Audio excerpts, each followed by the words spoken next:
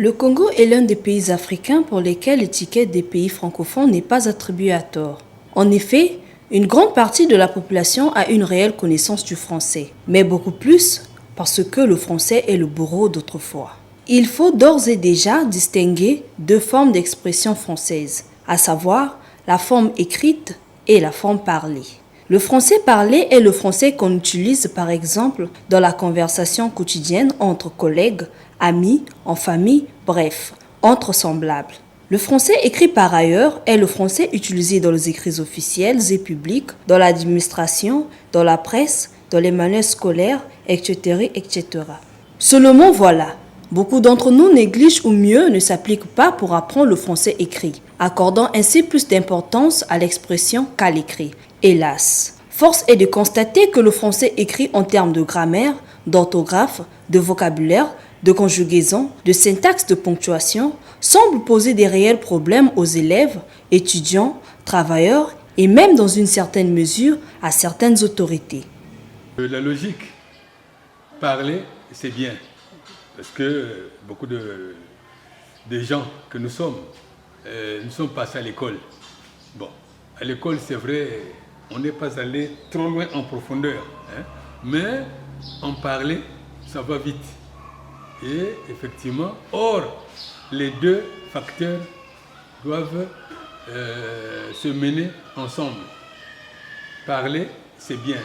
Mais si tu tombes sur une situation d'écriture, bon, il faut se conformer au vocabulaire parce qu'il y a la grammaire, il y a l'orthographe, tout ça compte. Parce que tu peux dire à quelqu'un ce que tu penses.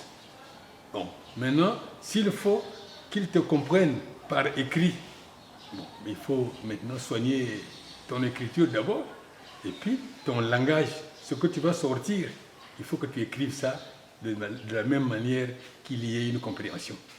Cela paraît comme un virus. Jeunes et grands n'écrivent plus les mots comme il se doit. Ils préfèrent l'argotique ou l'abréviation au lieu d'écrire en toutes lettres et selon le vocabulaire du mot. Par exemple, BCP au lieu de beaucoup, JTM au lieu de je t'aime en toutes lettres. Cette façon de faire semble cacher simplement des faiblesses d'écriture. Actuellement, beaucoup de principes ont été changés, trouvés sous nos propres formes.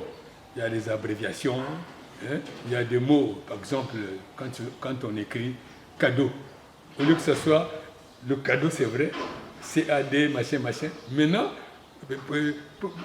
en vitesse et en raccourci, on écrit K, D et O.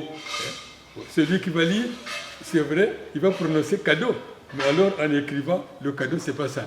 Donc tout ça, c'est des choses, en principe, que nous ne devons pas prendre en ligne de compte. Parce que ce qui est écrit, ce qui devra être écrit, va être écrit. Même son de cloche dans les réseaux sociaux, où il est déplorable de constater des fautes grammaticales ou d'orthographe dans des publications, officialisant ainsi une mauvaise habitude. L'on est comme obligés tous d'écrire le charabia.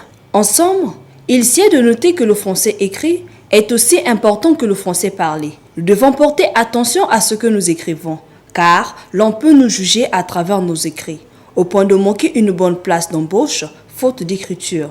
Les DRH rencontrent d'énormes problèmes dans les CV de nos étudiants finalistes actuels. Utiliser Facebook, Instagram, Twitter, WhatsApp et autres ne veut pas dire charabiaser, mais transmettre un message qui obéit aux normes de la langue française à son interlocuteur, en vue de se faire comprendre.